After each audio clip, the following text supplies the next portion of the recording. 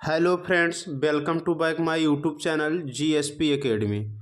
Friends, आज के इस वीडियो में आप सभी को हम कक्षा 7 के एससीईआरटी बुक का सलूशन बताने वाले हैं, जो कि चैप्टर नंबर 2 का है, डिस्क्रिप्टिव क्वेश्चन। पार्ट 1 में जो है हमने क्या किया, क्वेश्चन 1 से लेकर 4 तक के क्वेश्चन का आंसर बताया। अब पार्ट 2 में जो है हम इसका डिस्क्रिप्टिव क्वेश्चन जो थ्योरेटिकल है, लिखने वाला है, उसके बारे में हम बताने वाले हैं। इसलिए फ्रेंड्स, आप लोग वीडियो को अधिक से अधिक लोगों तक शेयर करें ताकि वो लोग भी जो है इस वीडियो को अच्छे से वॉच कर पाएँ। चलिए देखते हैं क्वेश्चन नंबर 5 जो है उसके इसमें कुछ कैटेगरी बनाए गए हैं, या ये कहिए कि कुछ और सब क्वेश्चन हैं। तो क्वेश्चन नंबर 5 जो आप लोगों को देखना है, ये है निम्नलिखित प्रश्नों के उत्तर दीजिए। निम्नलिखित प्रश्नों के उत्तर दीजिए, क्वेश्चन नंबर 5 है। अब इसमें इसका का है, ऊन किसे कहते हैं, उन जंतुओं के नाम लिखिए जिनसे ऊन प्राप्त किया जाता है। तो इसके बारे में क्या आप लोग कहेंगे, इसका डिफिनेशन हम बता देते हैं। सामान्यतः भेड़ की त्वचा के बाल से प्राप्त किए जाने वाले मुलायम घने रेशों को ऊन कहा जाता है। ये तो हो गया उनका परिभाषा। आगे बताया गया है, उन जंतुओं के नाम लिखिए जिनसे ऊन प्राप्त किया जाता है। तो क्या है, ऊन देने वाले जंतु सामान्यतः कौन कौन हैं? याक है, ऊँट है, बकरी आदि के। ऊँट है, बकरी है, याक है, एल्पेका है, इसके साथ साथ लामा आदि ऐसे जीवधारी हैं जिनके मुलायम त्वचा से प्राप्त किए गए बालों से क्या किया जाता है, ऊन का निर्माण किया जाता है। ये हो गया। अब देखते हैं क्वेश्चन नंबर 2, 5वें का खा, ऊन प्रदान करने वाले भेड़ों की कुछ भारतीय नस्लों के नाम लिखिए। तो ये क्या है, ऊन प्रदान करने वाली कुछ भारतीय नस्लों के नाम आप लोग ध्यान से सुन लीजिए। बाखरवाल, जो कि जम्मू और कश्मीर राज्य में पाई जाती है, ऊनी सालों के लिए ये प्रसिद्ध है। नेक्स्ट है रामपुर बुशायर, ये उत्तर प्रदेश और हिमाचल प्रदेश राज्य में स्थित है, ये पाया जाता है, और इनसे जो है भूरे ऊन वाले कंबल बनाए जाते हैं इनके बालों से। नेक्स्ट है नाली, ये कहाँ पाई जाती है? राजस्थान, पंजाब और हरियाणा, ये गलीचे के लिए प्रसिद्ध है। नेक्स्ट है लोही, ये राजस्थान और पंजाब में पाई जाती है, ऊनी वस्त्र के लिए प्रसिद्ध है। नेक्स्ट है मारवाड़ी, तो ये गुजरात में पाई जाती है, ये किसके लिए प्रसिद्ध है? मोटी व रुक्ष ऊन कंबल के लिए। नेक्स्ट है पाटनवाड़, ये गुजरात में है और होजरी के लिए प्रसिद्ध है।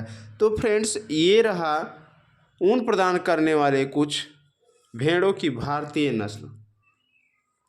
आगे हम लोग देखते हैं क्वेश्चन नंबर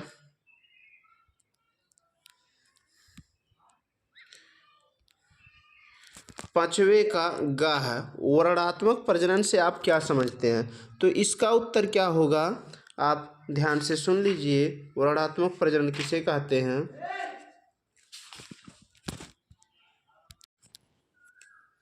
अच्छी नस्ल की भेड़ों को जन्म देने के लिए जनक के रूप में इनके चयन की प्रक्रिया को वर्णात्मक प्रजनन कहते हैं। ये रहा इसका उत्तर। नेक्स्ट है आगे 5वें का घा, जाड़ों में ऊनी वस्त्रों को पहनना क्यों आरामदायक होता है? तो आप लोगों को हम बता रहे हैं, जाड़ों में ऊनी वस्त्रों को पहनना इसलिए आरामदायक होता है क्योंकि ऊनी वस्त्र हमको ठंडक से राहत पहुंचाते हैं, या फिर यह कहिए कि ठंडी से हमको बचाते हैं, हमारे शरीर को ऊष्मा देते हैं और अंदर की ऊष्मा को बनाए रखते हैं, बाहर नहीं निकलने देते हैं।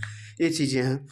नेक्स्ट 5वें का अंगा है, रेशम प्राप्त करने के लिए रेशम कीट के कोकून को उबलते पानी में डालना क्यों आवश्यक होता है? कारण दीजिए।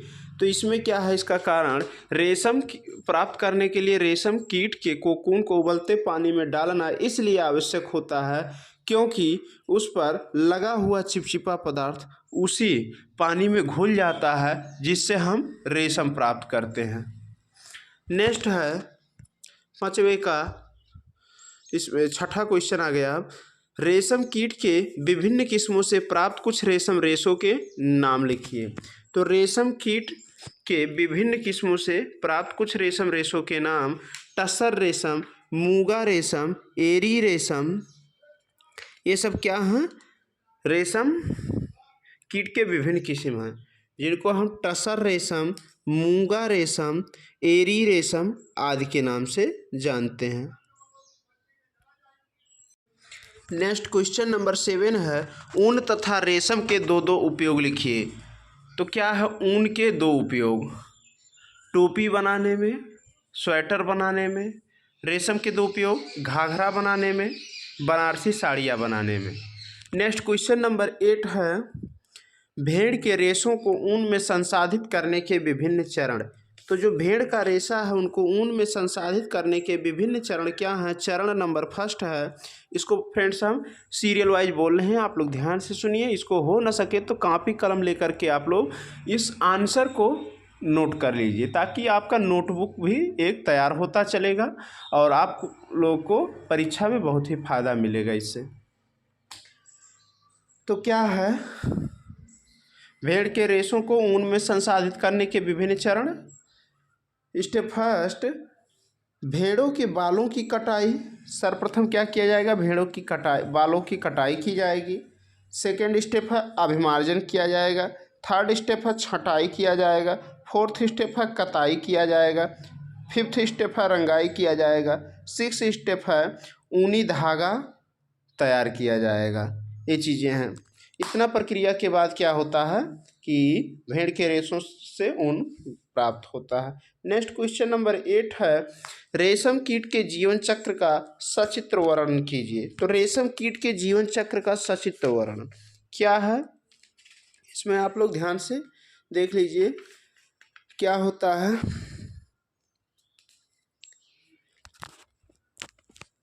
रेशम कीट का जीवन चक्र पहले हम बता देते हैं। मान लीजिए एडल्ट,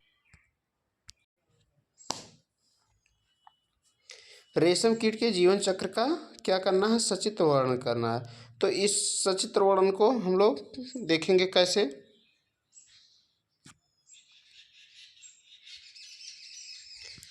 इसमें क्या है, सबसे पहले हम लोग मान लीजिए यहाँ एडल्ट है। अब यही एडल्ट क्या काम करेगा? शहतूत की पत्तियों पर बैठ करके एग लेन करेगा, यानी कि अंडा देगा। ये अंडा किस में परिवर्तित हो जाएगा? लार्वा में। लार्वा ये लिख दिए हम। अब ये लार्वा जो है किसमें, ऐसा अच्छा नहीं लग रहा है, ठीक है, इसको हम हटा देते हैं। तो देखिए वैसे ही रेशम कीट के जीवन चक्र का सचित्र वर्णन, यानी कि अभी हम इसका फिगर भी आप लोगों को दिखा देते हैं, चित्र भी। पहले सुन लीजिए ध्यान से। रेशम कीट जो होता है सर्वप्रथम क्या करेगा? शहतूत की पट्टियों पर बैठेगा, शहतूत की जो पत्तियां हैं उसी पर बैठेगा। तो नवजात जो पत्तियां होती हैं उसको ये खाएगा। खाने के बाद क्या है, ये एग लेन करता है, अंडा देता है उसी शहतूत की पत्तियों पर, और वो अंडा लार्वा में परिवर्तित होता है। रेशम कीट के लार्वा को इल्ली बोला जाता है। हाँ, ये लार्वा या कैटरपिलर, ये लार्वा किस में परिवर्तित होगा? फिर प्यूपा में परिवर्तित होता है, कोकून में। कोकून, जैसे ही कोकून में परिवर्तित होता है उसी कोकून को क्या किया जाता है? उबलते हुए जल में डाल करके वहाँ से रेशम प्राप्त कर लिया जाता है। केवल 2 ही 3% कोकून को क्या है, प्यूपा और फिर एडल्ट में डेवलपमेंट के लिए छोड़ा जाता है। शेष सभी को क्या किया जाता है? कोकून स्टेज पे पहुँचते ही वहाँ से रेशम प्राप्त कर लिया जाता है। तो ये रहा फ्रेंड्स इसका जो है क्या है थ्योरी। अब हम इसका फिगर दिखाने का कोशिश करते हैं आप लोगों को। ये है फ्रेंड्स जो दिखाई दे रहा फिगर, यही क्या है? रेशम कीट का जीवन चक्र है।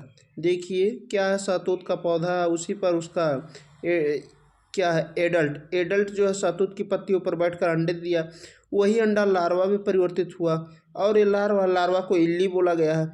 ये लार्वा किस में परिवर्तित हुआ? कोकून में परिवर्तित हुआ, और इसी कोकून को क्या किया जाता है? बॉयल कर लिया जाता है। बॉयल करने से उससे फिर चिपचिपा पदार्थ जो होता है उसी में घुल जाता है और उसी से रेशम प्राप्त कर लिया जाता है।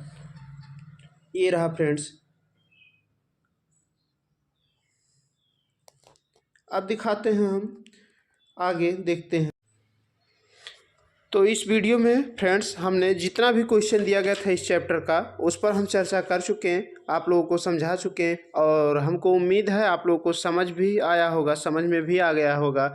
और नहीं आया है, जो पॉइंट नहीं आया है प्लीज़ उसको कमेंट बॉक्स में बताएं, ताकि हम उसको अच्छे प्रकार से या अच्छे ढंग से उसको सेपरेट क्वेश्चन के रूप में आपको वीडियो उपलब्ध करा सकूं। मिलते हैं फ्रेंड्स नेक्स्ट वीडियो में, तब तक के लिए जय हिंद, वंदे मातरम।